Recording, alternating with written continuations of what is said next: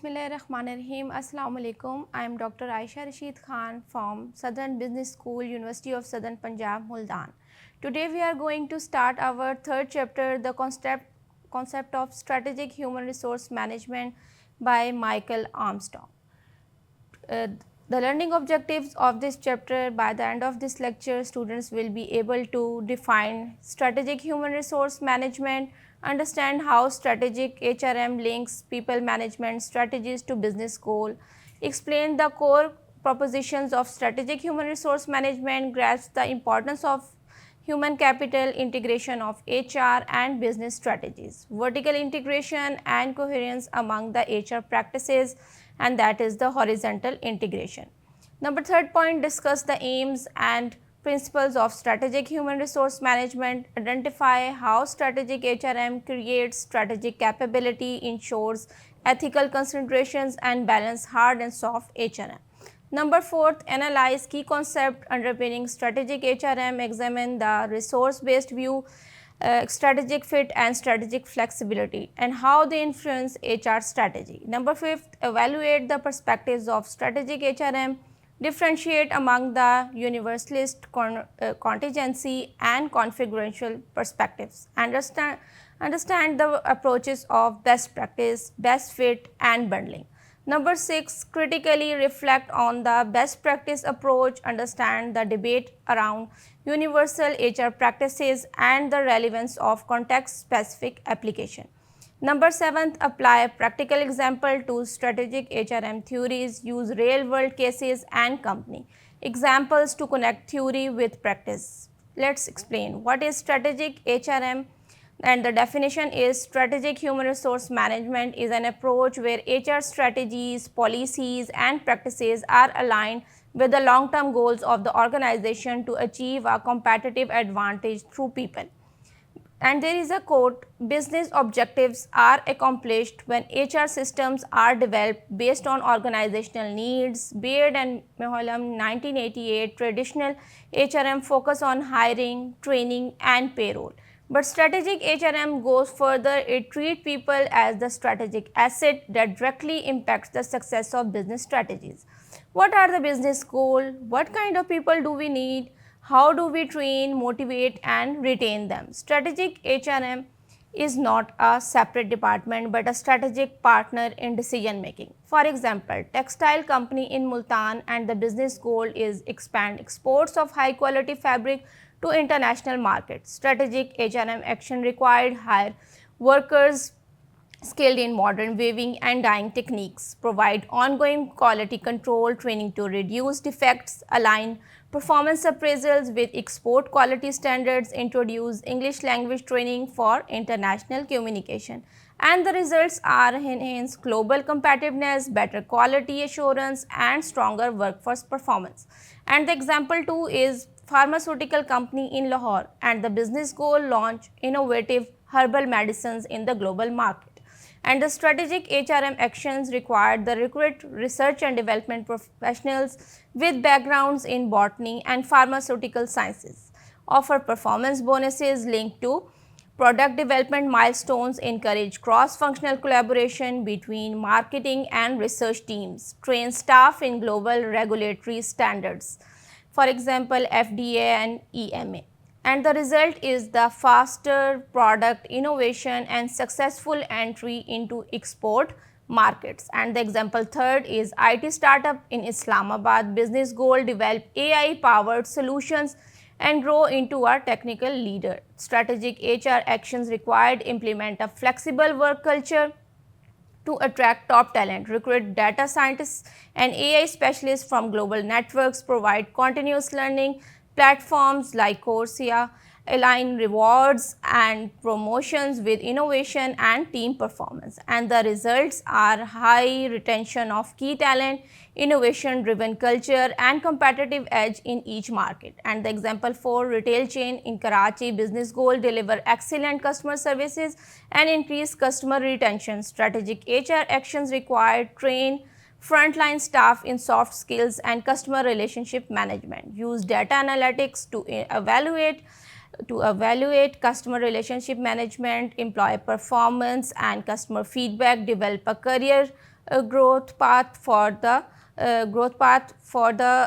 store level employees to reduce turnover, create an employee reward system tied to customer satisfaction scores, result improved customer loyalty, better brand reputation and motivated employees. Strategic HRM ensures that every HR decision from hiring to training to rewards directly contribute to the achievement of strategic business objectives.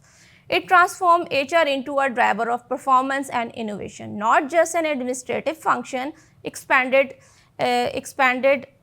administrative functions. Great. Here is a well structured and expanded explanation of the three core propositions of strategic human resource management, with clear examples and further elaboration to enhance understanding. Three core propositions of strategic HRM is based on three fundamental propositions that ensure that HR becomes a strategic contributor to organizational success. And the number one is human capital is a strategic asset. Organizations compete through people, their knowledge, skills, innovation and commitment. And employees are not just workers, they are valuable assets whose performance determines the success or failure of the organization. Strategic human resource management views employees as source of competitive advantage, similar to how a company values its technology, patents or brand. For example, a software company relies on creative programmers to develop cutting edge applications. Their ideas and skills generate revenue. To mature this asset, the companies invest in technical training, offer stock options to retain top talent, fosters a culture of innovation. Result is high retention innovation and business growth. Number second, vertical integration, strategic alignment. HR strategies must align with the overall business strategy of the organization. For example, HR doesn't work in isolation, it supports the business direction. This means recruitment, training and reward should be shaped by the company's strategic goals, for example, growth, innovation, customer service.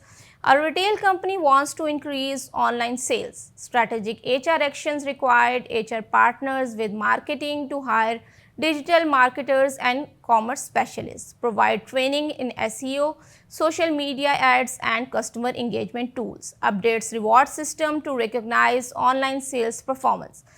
And the result is stronger digital presence and increased online revenue. And the third is horizontal integration, and this is internal consistency. All HR practices, recruitment, training, appraisals, reward should be mutually reinforcing and work in harmony. For example, there should be no contradiction with HR practices, and it's ineffective to promote teamwork in training but reward only individual achievements. Consistency builds clarity and trust. For example, a commercial bank focuses on customer satisfaction. HR ensures selection process, filter candidates with strong interpersonal skills.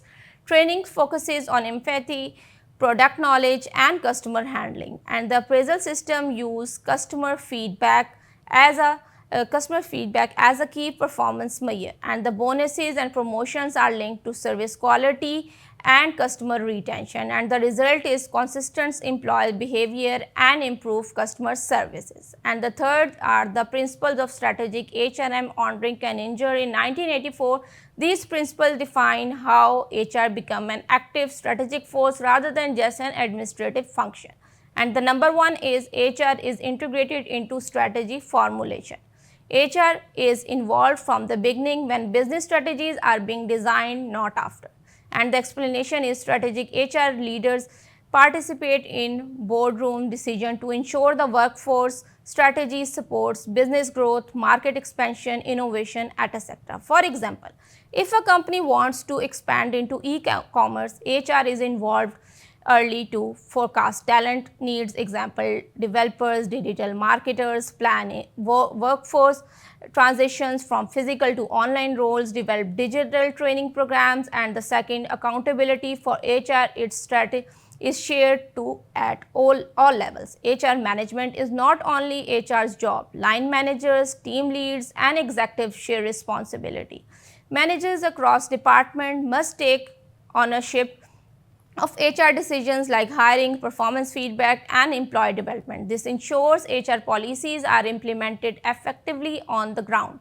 And for example, in a manufacturing company, line managers are trained to conduct interviews, supervisors handle routine performance appraisals, HR provides tools and support, but decision making is shared. HR responds to the external environment, and that is the pest. HR must be sensitive and adaptable to changes in the political, economical, social, and technological environment. External changes affect workforce needs, compliance, and competitiveness. HR must proactively adjust policies to meet legal standards, cultural expectations, or economic shifts. For example, FMCG's company expanding in Pakistan and the multinational FMCG fast moving consumer goods company is entering the Pakistani market. Strategic HR action, strategic integration, HR joins strategy teams to plan expansion and staffing. Shared accountability, local managers and HR jointly develop hiring plans and the HR compliance. And the pest response political ensures HR compliance with labor laws and wage regulations, and the economic offers competitive salaries aligned with local market rates, and the social designs culturally sensitive workforce policies, example religion, holidays, and the gender considerations. Technological introduce local training on global systems and tools, and the result is smooth market entry, better employee adaptation, legal compliance, and cultural alignment. And the aims of the fourth point is the aims of strategic human resource management: build strategic capability, ensure talented engaged employees, create competitive advantage, balance between hard business yield and soft employee well-being elements. Soft HRM example, Google offers flexible hours and work-life balance programs, and the hard human resource example, Amazon optimizes workforce efficiency using data analytics.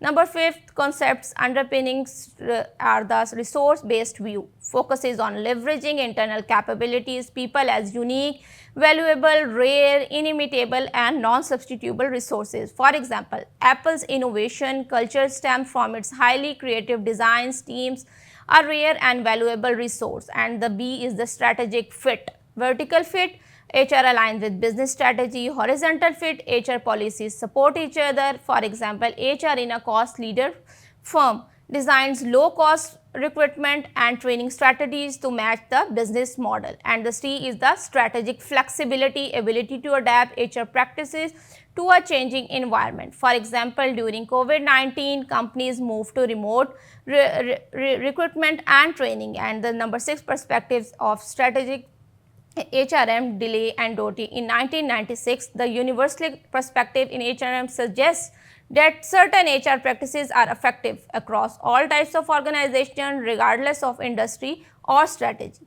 For example, performance-based pay is widely recognized for improving productivity in most firms by motivating employees to achieve high performance levels. In contrast, the contingency perspective emphasizes that HR practices must align with the organization's specific strategy. For instance, technology startup often require flexible HR policies to support rapid innovation and adaptability, whereas more traditional firms may benefit from formalized HR systems that ensure consistency and stability. The configurational perspective takes this further by proposing that HR practices should be bundled into coherent systems tailored to the firm's strategic type, such as defenders or prospectors. For example, startup prospectors thrive on innovation focused HR bundles that encourage creativity, collaboration and agility. Number 7, best practices versus best fit versus bundling. Best practice, universal HR practices like selective hiring, employee involvement, training, etc. based on Pfeffer's in 1994, Guest in 1999. Example, Southwest Airlines empowers employees and shares information widely, leading to customer loyalty. And the criticism, not one size fits all, doesn't consider context, culture or strategy. Best fit HR practices should match business strategies. And the example, a firm focused on innovation uses flexible job roles and continuous learning bundling, linking HR practices into a coherent system. For example, Google bundles team-based workers, creativity, focused hiring, flexible hours, and innovation awards to reinforce its culture. Thank you so much.